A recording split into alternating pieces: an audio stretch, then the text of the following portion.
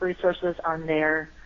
We also have, for people who are in more rural areas and they don't have a lot of options as far as health food stores that might need, some of the ingredients that we use, like xanthan gum or tapioca starch, or other gluten-free items. We have links on there where they can find them online and purchase them online, so it makes it easier for them to not have to go to all kinds of stores searching for the things that they need.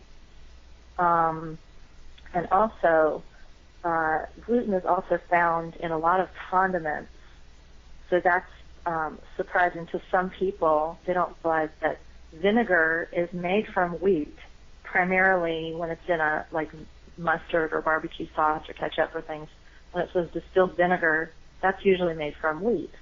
And it's important to get now French's mustard is gluten-free, and it'll say on the bottle gluten-free, but it's tiny, so you have to look for it. Sometimes it's not tiny, but when you look at the ingredients list, if there's vinegar, try to make sure that it says gluten-free on it, or you're still putting gluten into your body. It's more than just what we eat. It's what we put on our face, what we wash our hair with, what, what we put on lotion.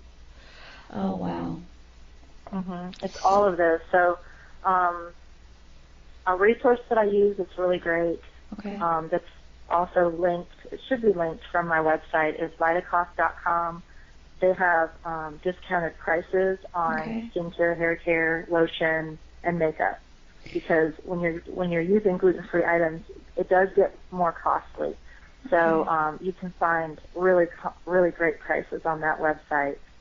And also a couple other things to look out for is like flavoring packets that you use in your cooking, like taco seasonings and things like that, or like broth type things. Those usually have gluten. And potato chips, or any kind of chips that has a flavoring, Pringles potato chips, or Doritos, or those kind of things. Those have gluten. So it's really important to just make sure when you're beginning this process and you're getting to know what is available to you. There are a lot of options, but you just need to look out for the words gluten-free.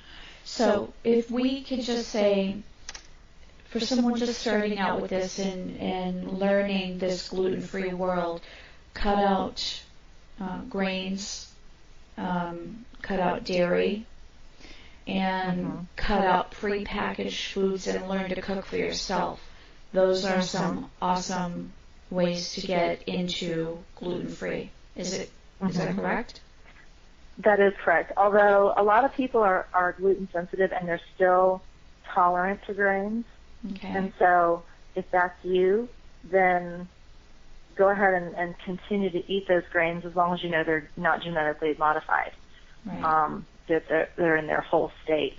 Also, like sprouted breads and sprouted grains are a lot easier to digest and they're healthier. So like Ezekiel bread is a good option. My husband and children still seem to be fine with grains, except our youngest doesn't do well with oats. So we just limit that. She can have it once or twice a week, but if she has it on a daily basis, she'll have a major problem. I see. So it's just when you're beginning, I think eliminating gluten and dairy would be the two key ingredients. Right. And then if you're still having trouble and not feeling well, then I would try just eliminating one food at a time, so it's not too overwhelming, and you can really see then which foods. Because if you just take them all out at once, then it's pretty emotionally trying for people to do that. And I don't want to stress anybody out. Right. Definitely. But at the same time, we don't want to die early or make ourselves sick and make our life a living hell while we're here. Right? That's right. That's right. And it does take a long time for the body to heal. Once you've gotten gluten out of your system, it takes a long time for the gut to kind of reach a good place. And that doesn't mean that your gut is going to get to the point where you can eat those foods again. I don't really feel like I don't think anybody can say for sure whether or not you're going to be permanently allergic to these foods or not. I think that it's just important to just listen to your body. And it's also important not to cheat, because a lot of people they know they're gluten intolerant. They may have been tested or not, but they know they are gluten intolerant, and they still cheat.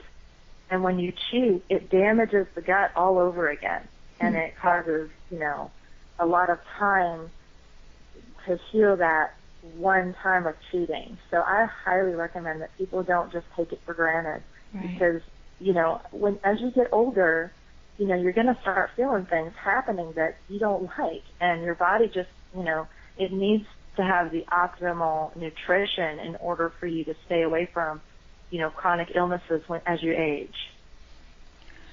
That is definitely awesome advice, and I'm going to be scouring your website with a fine-tooth comb and just looking for myself what I can do to make my life better. Definitely. Well, Katrina, that is pretty much close to the only amount of time we've got for today. I am sorry.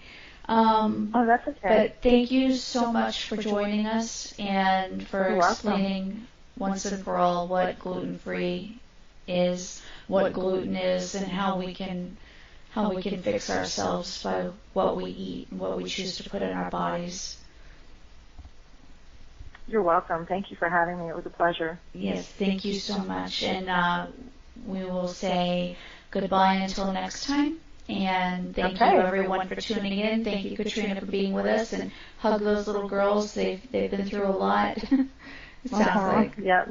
Okay. Well, thank you so much, and thank you for joining us on the Culinary Show with DLO.